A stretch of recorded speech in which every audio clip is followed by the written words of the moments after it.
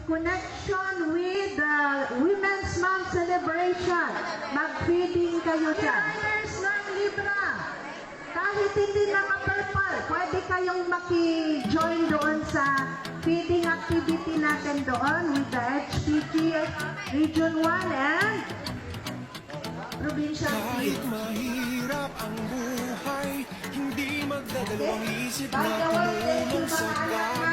sana may natutunan tayo sa lecture na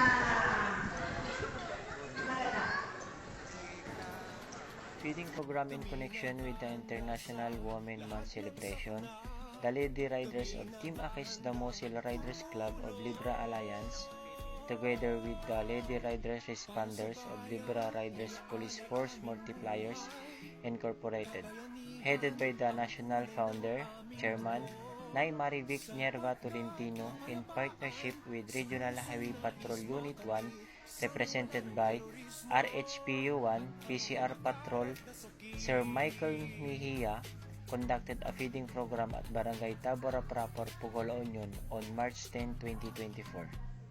Kami ang sundalo ng kabayanihan, gagampan ng tungkulin para sa bayan. Isasakripisyo ang pamilya para sa tungkulin, lahat-lahat ay gagawin. Kami nakahanda sa lahat ng sakuna, kami nakahandang tumulong. Para sa bayan, iaalay aming